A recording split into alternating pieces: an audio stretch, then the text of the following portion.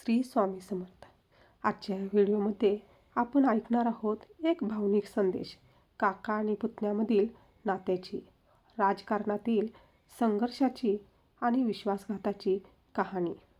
हा संदेश म्हणजे एक आत्मचिंतन आहे, एक वेदना आहे आणि एक आशीर्वाद आहे.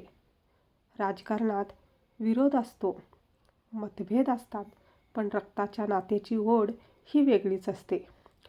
अजित पवार यांचा काल्पनिक भावनिक संदेश आणि रोहित पवार यांच्यासाठी दिलेला इशारा आणि आशीर्वाद हे सर्व या व्हिडिओमध्ये ऐकायला मिळेल. तेव्हा व्हिडिओ स्किप न करता शेवटपर्यंत नक्की ऐका. रोहित, आज तुम्हा सर्वांना सोडून जाऊन 21 दिवस झाले असतील, पण आज ही मन तुमच्यातच रमले आहे. खरं सांगायचं तर मला इथे करमत नाही. इथे माझ्या सोबतीला भरपूर लोक आहेत, पण मला लोकांनी जी कामाचा माणूस म्हणून पदवी दिले त्याला कुठेतरी माझ्या जाण्याने गालबोट लागले आहे आणि हेच मला सतत अस्वस्थ करत आहे. अजूनही मला काम करायचे होते. लोकांच्या समस्या, अडचणी जाणून घेऊन त्यावर मला उपाय शोधायचे होते, पण नियतीसमोर कोणाचेच काही चालत नाही असं मीच माझ्या भाषणात नेहमी बोलायचो. पण तेव्हा कधीच वाटले नव्हते की ही नियती मला इतक्या लवकर बोलवायला येईल. इथे आल्यानंतर मला एक गोष्ट प्रकर्षाने जाणवत आहे. मी माझा एक वेगळा गट करून सत्तेत सहभागी झालो आणि तेव्हा तू माझ्या आणि मी तुझ्या विरोधात नेहमी बोलत राहिलो. राजकारण म्हटले की विरोध आणि विरोधक हे असलेच पाहिजेत, त्याशिवाय राजकारणाला महत्त्वच उरत नाही. हे देखील खरेच आहे. तू माझ्या विरोधात बोलायचा, मी तुझ्या विरोधात बोलायचो. कधीकधी तर भर सभेमध्ये मी तुझी मिमिक्री पण केली आहे. कसे असते ना रोहित, माणूस जवळ असला की त्याची आपल्याला किंमत नसते, पण जेव्हा माणूस लांब जातो तेव्हा त्याच्या आठवणी मनात गोंधळ घालतात. आज माझीही परिस्थिती तीच झाली आहे. माझ्याही मनात तुम्हा सगळ्यांच्या आठवणी गोंधळ घालत आहेत, पण त्या फक्त आठवणीच. गेले ते आपले एकत्रित घालवलेले दिवस आणि राहिल्या त्या फक्त आठवणी. राजकारणात नेहमीच विरोधक म्हणून आपण एकमेकांच्या समोर उभे राहिलो होतो, पण राजकारणाव्यतिरिक्त जेव्हा काही कौटुंबिक कार्यक्रम असायचे तेव्हा सगळे पवार कुटुंब एकत्रित येऊन मजा मस्ती करायचो. ते दिवस मला आजही आठवत आहेत.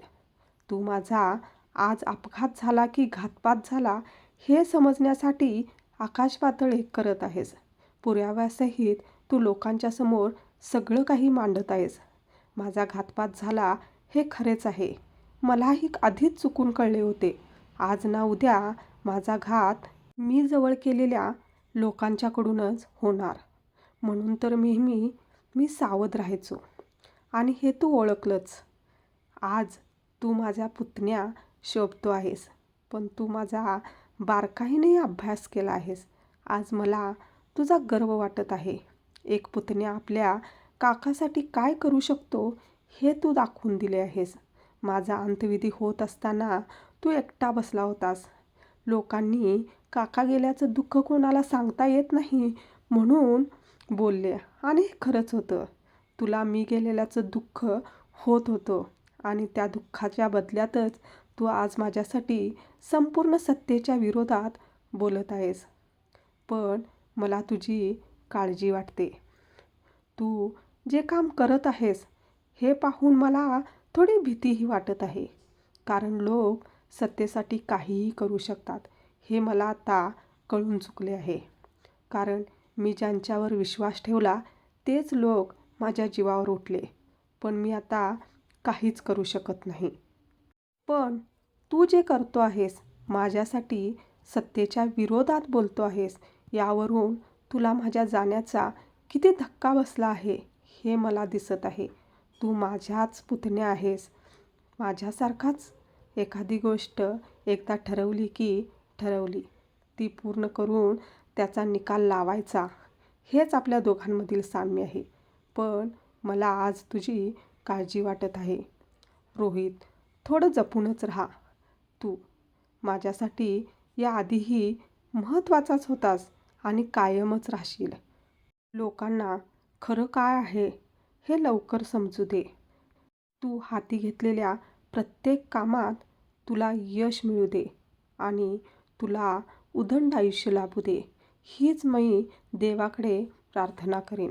माझा पुतण्या, माझ्यासारखाच कामाचा माणूस म्हणून लोकांच्यात, गोरगरिबांच्यात तुझी ख्याती झाली पाहिजे, हीच माझी शेवटची इच्छा असेल. पवार घराण्यातील एक तडफदार नेतृत्व म्हणजे रोहित पवार हेच लोकांच्यामध्ये बिंबले पाहिजे आणि ते कायमस्वरूपी तसेच राहिले पाहिजे. तुझ्या पुढील वाटचालीसाठी माझ्या शुभेच्छा. घरातील सगळ्यांना आणि महाराष्ट्रालाही